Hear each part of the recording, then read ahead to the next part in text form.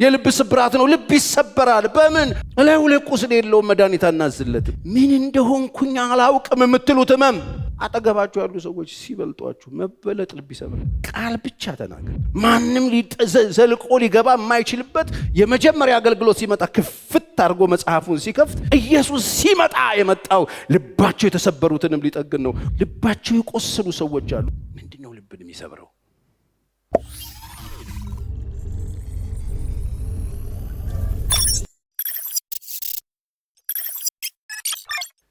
ጌታ የተመሰገነ ይሁን። የእግዚአብሔርን ቃል አካፍላችኋለሁ። መንፈስ ቅዱስ በልቤ ያኖረውና ዛሬ ለጉባኤው የእግዚአብሔር መንፈስ እንድናገረው የሰጠኝን የእግዚአብሔር ጸጋ አካፍላችኋለሁ። መጽሐፍ ቅዱስ በመዝሙር 147 ቁጥር 3 ላይ ያለችውን ቃል አንብቤ ርዕሱም እሱ ስለሆነ በዛ ጉዳይ ነው ትንሽ ነገር የምናገረው።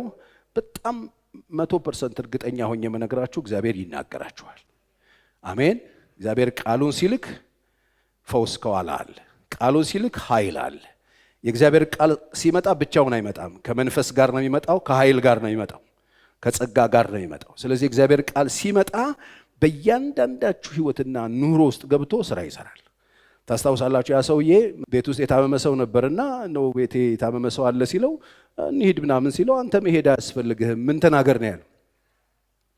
ይገርማችኋል። ቃል ብቻ ተናገር፣ ቃል ብቻ ተናገር። የኔ ብላቴና ቤት ውስጥ ያለው ችግር ይፈታል። በዚህ ልክ ዛሬ የሚያምን ሰው ካለ እግዚአብሔር እዚህ ቁጭ ብላችሁ እዛ ስራ ይሰራል። የገባው አሜን ይበለኝ። ቃል ብቻ ተናገር፣ ብላቴናዬ ፈወሳል። አየውና እንደ እምነት ይሁንልህ። ኢየሱስ ያንን ቃል ባወጣበት ሰዓት ብላቴናው ቤት ተፈወሰ። ያያችሁ ከእምነት ጋር የሚሰራ ነው። የእግዚአብሔር ቃል ዝም ብሎ የሚነበነብ ፊክሽን አይደለም፣ የሚሰራ ነው። ቅባት አለበት፣ ሞገስ አለበት፣ ጸጋ አለው፣ ኃይል አለው። ውስጡ በጣም ብዙ ነገር መፍጠር ይችላል። ሰማይና ምድር እኮ የተፈጠረበት። ክብር ለኢየሱስ ይሁን። ስለዚህ በዚህ ጉጉት ውስጥ ሁኑና ስሙት። መጽሐፍ ቅዱስ እንደዚህ ይላል መዝሙር 147 ልባቸው የተሰበረውን ይፈውሳል፣ ቁስላቸውንም ይጠግናል። ልባቸው የቆሰሉትን ደግሞ ይፈውሳል፣ ህመማቸውንም ይጠግናል ነው የሚለው። ልባቸው የተሰበረውን ይጠግናል፣ ይፈውሳል፣ ቁስላቸውንም። እግዚአብሔር አምላክ ልባቸው የቆሰሉ ሰዎች አሉ። ሰዎች በተለያየ ምክንያት ልባቸው ይቆስላል። የልብ ቁስል ይገርማቸዋል። እንደ ስጋ እንደ ግንባር ምናምን ፊት ላይ እንደምታዩት እንደ ብጉር ምናምን ይታይ አይደለም። ልባቸው የቆሰለው ሰዎች እግዚአብሔር ይፈውሳቸዋል፣ ህመማቸውንም ምን ያደርጋል? ይጠግናል። የሰማይ አምላክ እግዚአብሔር ልባችሁ የተሰበረባችሁ ሰዎች እግዚአብሔር አምላክ ልባችሁን ይፈውሳል። የልብን ፈውስ እግዚአብሔር ያደርጋል። ብዙ ሰዎች አያዩትም። አሁን እኛ መካከል በዊልቸር የሚሄድ በቃሬዛ የሚመጣ ሰው ብናይ ሁላችንም አቴንሽናችን ወደዛ ነው የሚዞረው። ያ ሰው ምናልባት ተኝቶ እንቅልፉ ለጥ ብሎ ሊሆን ይችላል ያደረው። ልቡ የተሰበረ ሰው ግን ያለ እንቅልፍ እንድቹ ሲሰቃይ አድሮ ሊሆን ይችላል የመጣው። እግዚአብሔር ሰው እንደሚያይ እግዚአብሔር አያይ። እግዚአብሔር ልባቸው የተሰበሩትን ሰዎች እጠግናለሁ ነው ያለኝ። የሰዎች ልብ መሰበር ማለት ምን ማለት ነው? የሰዎች ልብ መቁሰል ማለት ምን ማለት ነው? ፓስተር የሰዎች ልብ የተጎዳ ልብ ማለት ነው። በተለያየ ምክንያት የሰዎች ልብ ይጎዳል።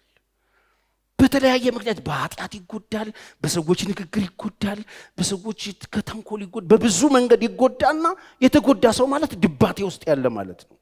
የተጎዳ ሰው ማለት ድብርት ውስጥ ያለ ማለት ነው። የተጎዳ ሰው ማለት የታመመ ሰው ማለት ነው። እላዩ ላይ ቁስል የለውም መድኃኒት አናዝለትም። ሰዎችም አይዞ አይሉት። በተለያየ ምክንያት ልቡ ቆስሎ፣ ልቡ ደምቶ፣ ልቡ ተሰብሮ በሐዘን በድባቴ በድብርት ሰው ሊቀመጥ በቁዘማ ውስጥ ሊቀመጥ ይችላል። እነዚህ የተደበሩ ሰዎች ማንም አባከና የማይላቸው፣ ማንም የማያያቸው፣ ማንም የማይጎበኛቸው፣ ማንም ችግር ውስጥ ናቸው ብሎ የማያስባቸው ግን ቁስለት ያለባቸው፣ የልብ ቁስል ያለባቸው፣ የልብ ስብራት ያለባቸው፣ ማንም ችግር ውስጥ ናቸው ብሎ አያስባቸውም። ለምን መኪና ይነዳሉ? ለምን ቪላ ቤት ውስጥ ይገባሉ? ለምን ቆንጆ ለብሰው ያያዋቸዋል? ወይም ደግሞ ጥሩ ኑሮ ምናምን በሰውኛ የሚመስል ነገር ውስጥ ያሉ ግን ልባቸው ተሰብሯል። ማንም ዘልቆ ሊገባ የማይችልበት ጥልቅ ነው ልብ። እዛ ውስጥ ስብራት አለ። ለነሱ ብዙ ሰው አያዝንላቸው። አካባቢያቸው ያሉ ሰዎች አይመለከቷቸውም። ቤተሰብ አይመለከታቸውም። ዘመድ አያያቸውም። ወላጆች አያዋቸውም። ሚስቶች አያዋቸውም። ባሎች አያዋቸውም። ልጆችም አያዩትም። የልብ ስብራትና ቁስል የሚያየው አንድ ብቻ ነው። እሱም የሰራዊት ጌታ እግዚአብሔር ነው። እግዚአብሔር ይፈውሳል። ልባቸው የቆሰሉትን ሰዎች እግዚአብሔር ይፈውሳቸው። ጌታ ኢየሱስ ክርስቶስ ታስታውሳላችሁ፣ የመጀመሪያ አገልግሎት ሲመጣ ክፍት አድርጎ መጽሐፉን ሲከፍት የተናገረው ይሄንን ነው። ኢሳይያስ 61 ላይ ያለውን ቃል አይደል? ምንድነው የሚለው? የጌታ የእግዚአብሔር መንፈስ በእኔ ላይ ነው። ኢየሱስ ሲመጣ የመጀመሪያ ቤተ መቅደስ ገብቶ መጽሐፉን ጥቅልሉን ሲሰጡት ከፈተውና ምንድነው ያለው? የጌታ የእግዚአብሔር መንፈስ በእኔ ላይ ነው፣ ለድሆች የምስራች ሰብክ ዘንድ እግዚአብሔር ቀብቶኛል። ለድሆች የምስራች ሰብክላቸዋለሁ። ለድሆች ማንም ሊደርስላቸው የማይችል አቅም ለሌላቸው በእግዚአብሔር ፊት መቆም ለማይችሉ አንችልም ብለው ላሉ ሰዎች የምስራች ሰብክ ዘንድ የምስራች ድል ብስራት ነግራቸው ዘንድ ቀብቶኛል። እኔ የመጣሁት ለድሆች የምስራች ሰብክላቸው ዘንድ ነው። ለድሆች ጥግ ላሉ ማንም ሊደርስላቸው የማይችል ከተስፋው ቃል ርቀው ያሉ አቅም የሌላቸው ወደ መቅደስ መግባት የማይችሉ እግዚአብሔር ጋር መምጣት የማይችሉ ከእግዚአብሔር ጋር መገናኘት ለማይችሉ የምስራች ብዬ ሰብክ ዘንድ ቀብቶኝ። ይሄ ብቻ አይደለም፣ ልባቸው የተሰበረውን ጠግን ዘንድ። ኢየሱስ ሲመጣ የመጣው ልባቸው የተሰበሩትንም ሊጠግን ነው። ወንጌሉን ሊነግር የምስራች ሊናገር ተፈጽሟል ሊል፣ ማንም የተጠማ ይምጣ ሊል፣ የምስራች ሊል፣ ምንም አያስፈልግም ሊል፣ በነፃ ግብዣው ኑ ውሰዱ ሊል፣ ድሆችን ከወደቁበት ሊያነሳ ከየመንገድ ስላችሁ ኑ ሊላቸው፣ ኢየሱስ አቅም የሌላቸውን አቅም ሊሆን። ይሄ ብቻ አይደለም፣ ልባቸው ደግሞ የተሰበሩትን ጠግን ዘንድ ኢየሱስ ዛሬ ጌታ ልብን ይጠግናል። ስንጥቃትን፣ ስብራትን ጠግን ዘንድ ለተማረኩት ነፃነት፣ ለተማረኩ አሉ፣ ምርኮኛ የሆኑ አሉ። በምንድን የተማረኩት? በሕግ ሥራ ተማርከዋል፣ በኃጢአት ተማርከዋል፣ በክፎች ተማርከዋል፣ አቅም ስለሌላቸው ባላባት ነን በሚሉ ጌቶቻቸው ተማርከዋል፣ ተሽጠዋል።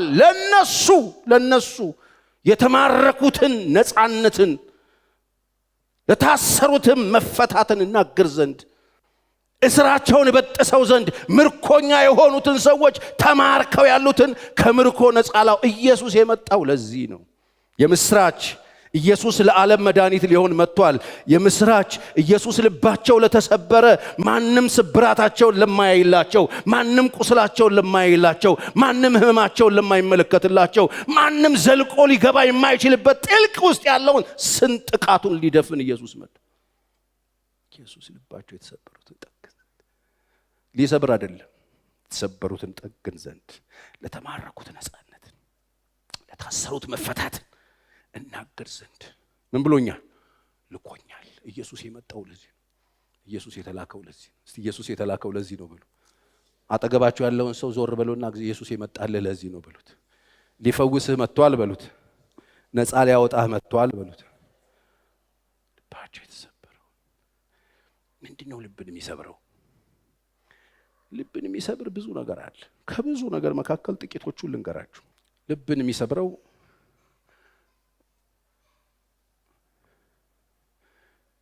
መበለጥ፣ መቀደም።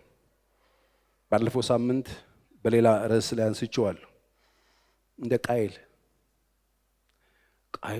ልቡን የታመመው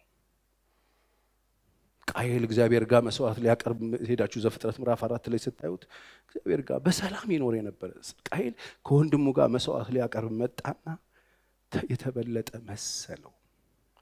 ከወንድም ጋር መወዳደር አንድ ልብ የሚሰብር ጉዳይ ወገኖቼ፣ ልብን የሚሰብር ጉዳይ። ከእድሜ እኩዮቻችሁ መካከል እኩል አብራችሁ እኩል እድል ካገኛችሁት ሰው እኩል አንድ ክላስ የመማር እኩል አንድ አይነት እድል ማግኘት እኩል የተለያየ ሳይሆን አንድ አይነት ነገር አግኝታችሁ እኩል እድል ተሰጥቷችሁ በአንዱ መበለጥ አይገርምም? ልብ ይሰብራል። ልብን ያጨልማል። ልብን ጥቁር ያደርገዋል። ልብን ያሳምመዋል። መቀደም ወይም ደግሞ እንደ አሳፍ ጽድቅን ብላችሁ እውነትን ብላችሁ ይዛችሁ ስትኖሩ አጠገባችሁ ያሉ ሰዎች ሲበልጧችሁ መበለጥ ልብ ይሰብራል። ተበልጣችሁ ልባችሁ የተሰበረ ሰዎች አላችሁ። ከእድሜ እኩዮቻችሁ ጋር ተወዳድራችሁ ልባችሁ የተሰበረ፣ ልባችሁ የተሰነጠቀ፣ ልባችሁ የታመመ ምን እንደሆንኩኝ አላውቅም የምትሉት ህመም ድንገት ምንም ሳትሆኑ ድንገት ሆናችሁ ራሳችሁን ያገኛችሁ የወንድሞቻችሁን ስኬት፣ የእህቶቻችሁን ሙላት፣ የእህቶቻችሁና የወንድሞቻችሁ የተሻለ ነገር ማግኘት ድንገት ሳታቁት ልባችሁን እንክታርጎ ተሰብሮት ምን እንደሆናችሁ ሳታቁ እያበዳችሁ ራሳችሁን አላገኛችሁም? እሱ የልብ ስብራት ነው። የልብ ስብራት ነው። ልብ ይሰበራል። በምን? በመበለጥ፣ በመቀደም። ሰዎች ነን ታውቃላችሁ፣ ሳናቅ ራሳችንን እያወዳደርን እናገኛለን። በተለይ ከኩዮቻችን፣ በተለይ ደግሞ ከአብሮ አደጎቻችን፣ ከእህት ከወንድሞቻችን ጋር እንወዳደርና እንሰበራለን። በዚህ ምክንያት የተሰበራችሁ ሰዎች አላችሁ። አሳፍ እግዚአብሔርን ብሎ እየኖረ ራሱን ከኃጢአተኞች ጋር አወዳደር፣ ተቀድሟል።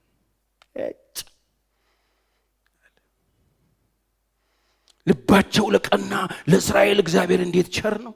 እኔ ግን አረማመዴ ሊወድቅ እርምጃዬ ሊሰናከል ጥቂት ቀረ። ምን ነው ስትሉት በኃጢአተኞች ቀናው። የነሱ ኑሮ፣ ስኬታቸው፣ ህይወታቸው ይሄ አዲሱ መደበኛ ትርጉም ብናነበው በጣም ደስ ይለኛል። እናንብበው እስቲ፣ እናንብበው በሉኝ። በቃ እናንብበው። ምን ይለናል? መዝሙር 73 አውጡ ከያዛችሁ። እግዚአብሔር ልባቸው ንጹህ ለሆኑ ለእስራኤል እንዴት ቸር ነው። እኔ ግን እግሬ ሊሰናከል አዳልጦኝም ልወድቅ ጥቂት ቀረኝ። ምን ነው ስትሉት ክፉዎች ሲሳካላቸው አይቼ ይሰብራል ልብ።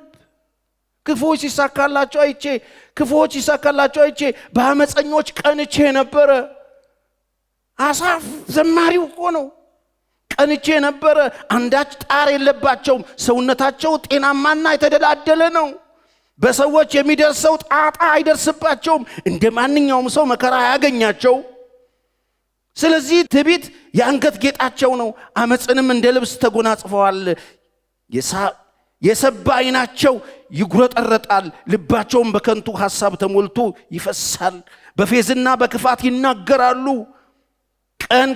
ቀና ቀና ብለው በአመፅ ይዝታሉ። አፋቸውን በሰማይ ላይ ያላቅቃሉ። አንደበታቸውን ምድርን ያካልላል። ስለዚህ ሕዝብ ወደ እነርሱ ይነጉዳል። አየ ወደ እነሱ የሚነጉደውን ሕዝብ አይቼ ቀናው። ወደ ልቡ ውስጥ አደገኛ ነገር ከተተ። ቀናው። ሕዝብ ወደ እነሱ ነው የሚጎርፈው። ሕዝብ ወደ እነሱ ነው የሚሄደው። ውሃቸውንም በግፍ ይጠጣሉ። ለመሆኑ እግዚአብሔር እንዴት ያውቃል? በልዑል ዘንድ ዕውቀት አለ ይላሉ። እንግዲህ ክፉዎች ይህንን ይመስላሉ። ሁልጊዜ ግድ የለሽና ሀብት በሀብት ናቸው። ሀብት በሀብት ናቸው። ለካ ልቤን ንጹህ ያደረግኩት በከንቱ ነው። አሁን ልቡን ምን አደረገው ማለት ነው? ሰነጠቀና ገባ ቆሻሻ። ንጹህ ያደረግኩት በከንቱ ምኔ? ልቤን። እጄንም በየዋህነት የታጠብኩት በከንቱ ኖሯል።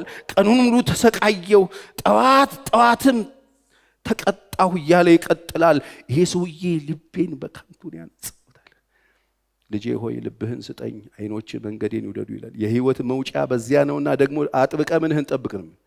ልብ ዛሬ እግዚአብሔር አጥብቀን የምንጠብቀው ልብ ይፈውሰዋል። እስቲ በደንብ አሜን በሉ። ልብ ይሰበራል። ልብ ይሰበራል። በምን ይሰበራል? በውድድር ይሰበራል። ተሰበረ። ትልቁ አሳፍ ዘማሪው ተሰበረ።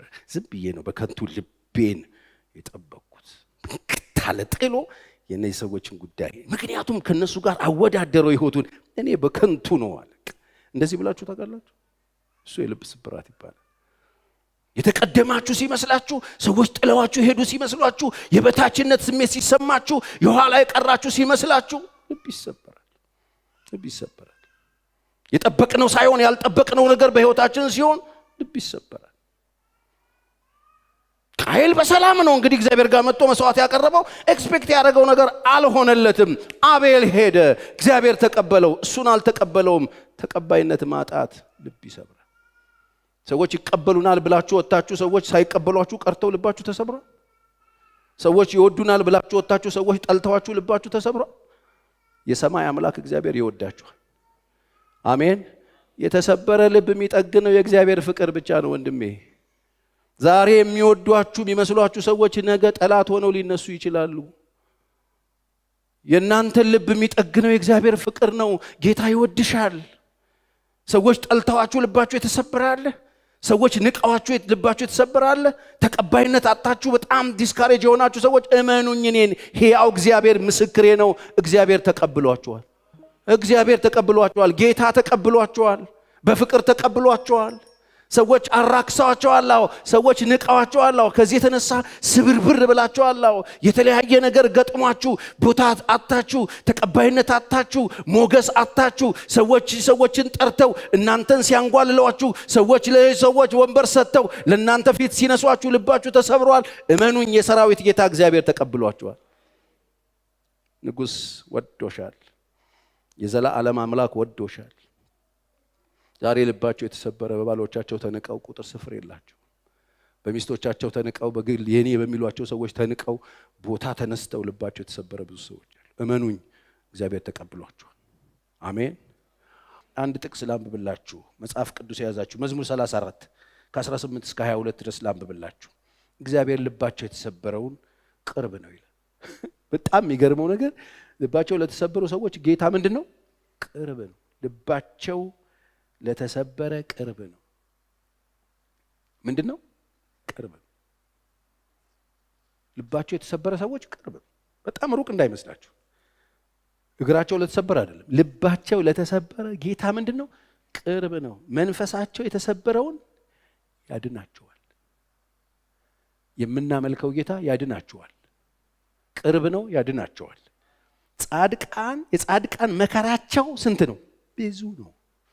የጻድቃን መከራቸው እግዚአብሔር ከሁሉ ምን ያደርጋቸው? ያድናቸዋል።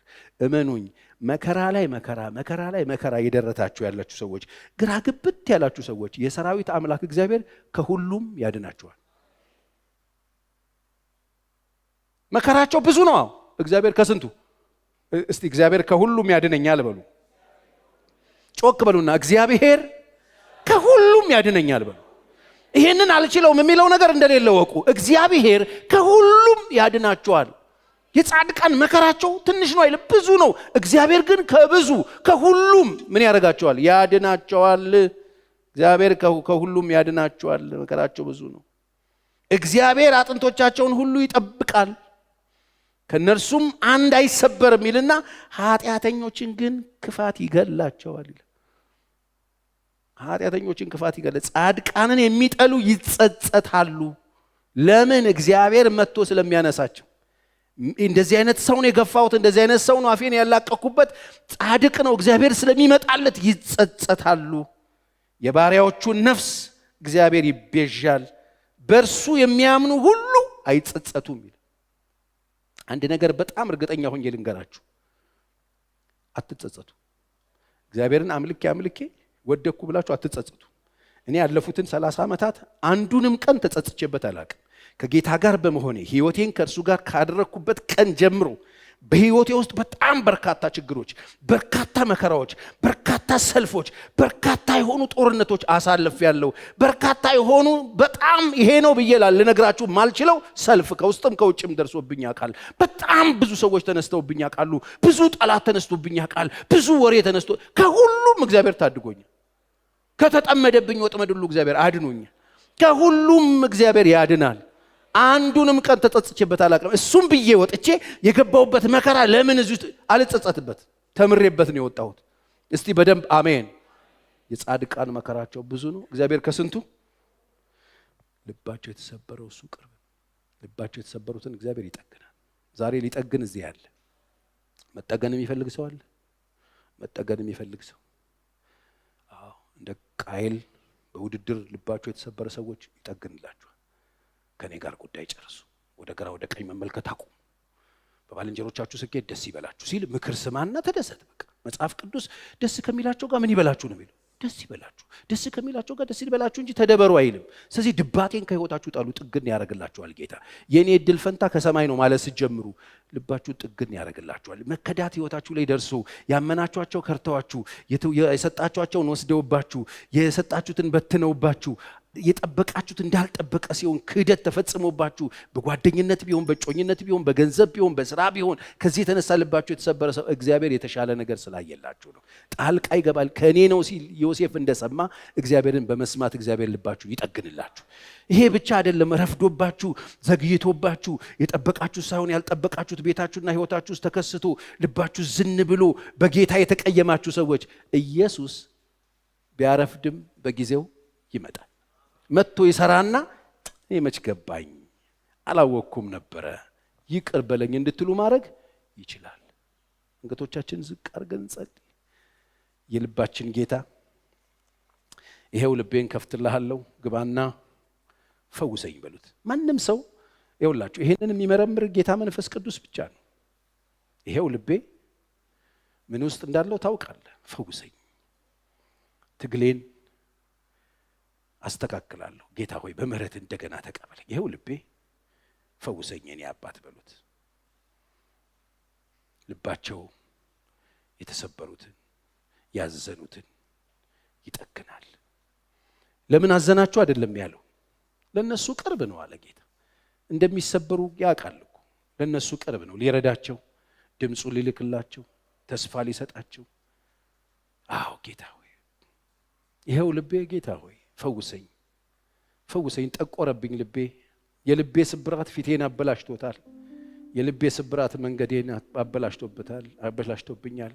ሸካራ አድርጎብኛል። ቀኖቼን አበላሽቶብኛል። ውሎዬን አበላሽቶብኛል። ልቤን ፈውሰው።